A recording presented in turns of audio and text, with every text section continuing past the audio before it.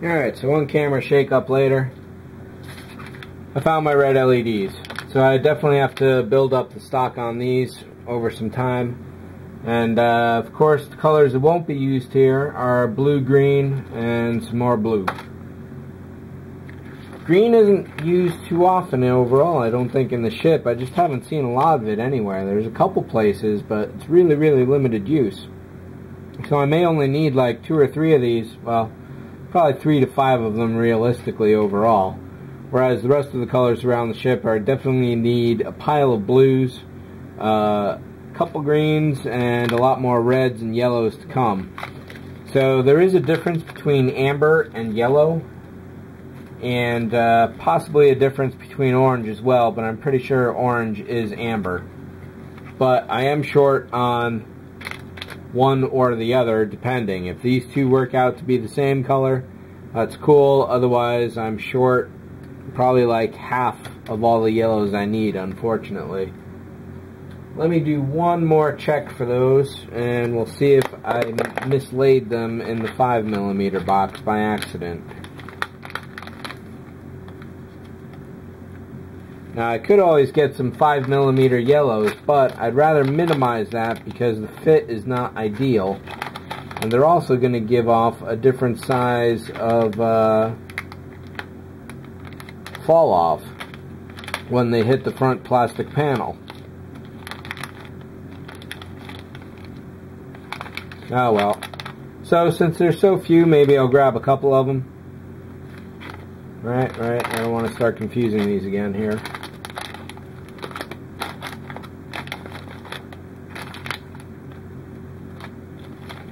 And I could have sworn, oh, it's right there. So I may pull out a few larger yellows.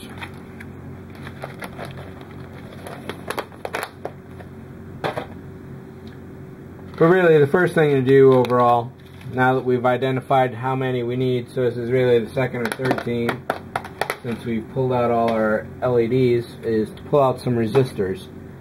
Now I want these to be really, really, really dim lights, so we're going to have to put some really powerful resistors on there. And if the most powerful I have is 2K, then I may actually wind up taking a little time off and ordering some 5 and 7K, because there we go, there's some 5s, and here's some more 5s. Cool. So yeah, normally these LEDs, this is a 12 volt power supply on the wall that we're using. It's 12 volts at 1.5 amps, so we got more than enough juice to power as many LEDs as we can throw at this thing, basically.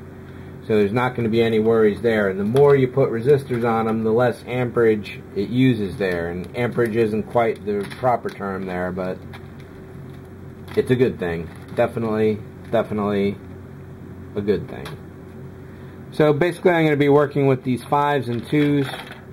I may as well pull out a stack of 1s just so we can do some easy math right there.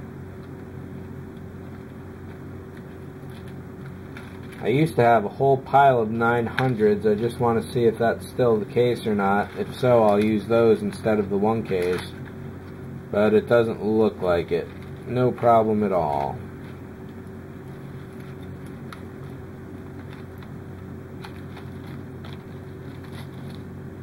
And of course these here are not resistors, they're capacitors, and they serve a whole different function which we won't really be needing, but I will get to at some point and tell you about that stuff.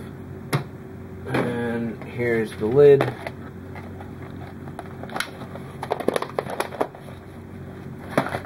Alright, so when it comes to the powering here, basically I'm just going to well, what color do I want to start with? Let's go with yellow.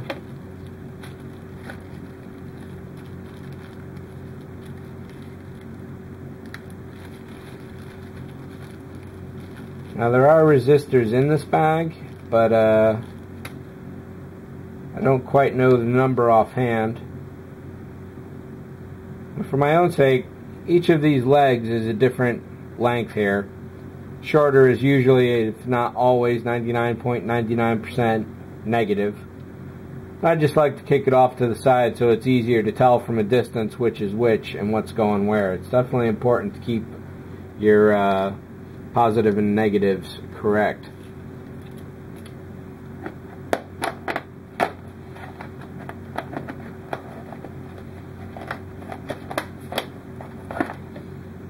Now there are online LED calculators you can go to, and those will tell you, you enter the power source, how many volts it is, how many amps you got, milliamps that is, the amount of LEDs, what kind of juice they need. Usually it's 20 milliamps, 25 sometimes. Those are good numbers to work with in round terms. And LEDs usually power from 2.2 volts up to 3.5, 4.5 in a few circumstances. So typically you only need like a couple hundred ohm, which is the rating of resistors. In this case I'm going to start off with 5,000 ohm and work my way back from there. Typically, if I'm just testing out color levels, there's no point in soldering anything, so I just grab a bunch of resistors and LEDs and start wiring them together. And then it's just a matter of attaching your power leads to the LED to go from there. So that's a nice yellow right there. And if I want to make it dimmer, I just need to pull out another 5 or a 2 and put that in between here, and we got some good light source going on. Let's turn this off here. Is this in frame? It is indeed.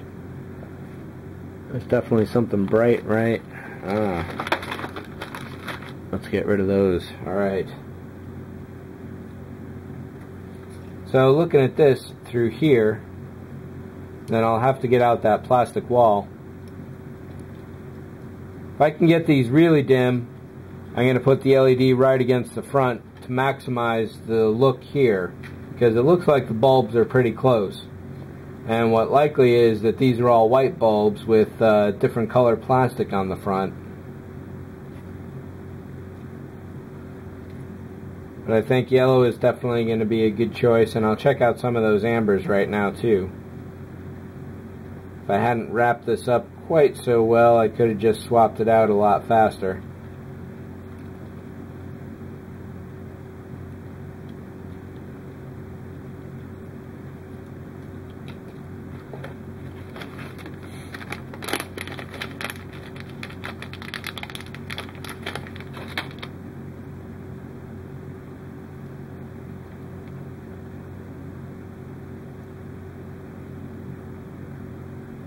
So definitely a difference there between the yellow and the amber, which is much more of an orange.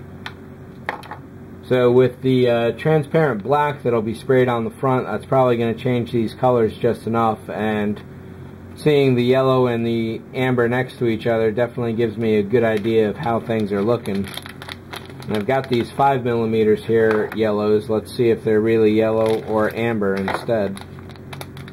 If not, I'll definitely have to stock up mid-project here. So it's always a good thing. Of course, having a base amount of supplies on hand is always great, but you should always be prepared to be ready to stock up at any moment along the way. And sometimes that can kill your project if you need like 50 bucks worth of stuff or 20 or whatever. Sometimes you got to go that way. And other times, other projects and life and stuff gets in the way. So as I mentioned in an earlier installment in this particular section, I haven't touched this in 3 months now, and getting back into it, you know, things just get in the way. You got to put stuff aside. Leaving yourself off in a good place is definitely a handy thing to do. So when you do take a break from a project, make sure you've got everything in relatively good shape. There's no single thing that is half done. So when I start this in a few minutes now, I can't stop until I finish it, except for the lack of yellow lights, which may be good for the 5mm LEDs. But when it comes down to it, that's the way that goes. So that's pretty much it for the moment and for this installment. Next up, I will be going into, I'll do a quick wiring tutorial, but there's an extra video I'm going to attach that I did for a previous model.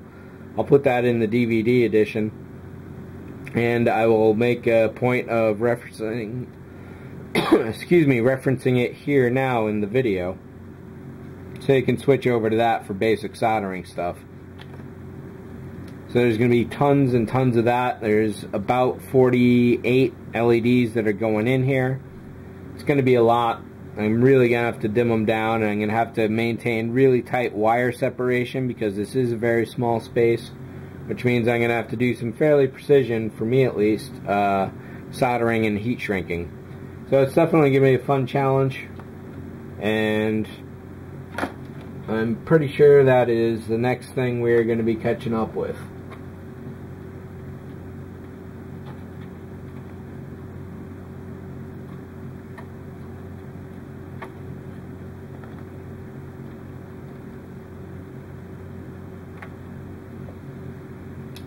So as always, stay tuned and thanks for watching.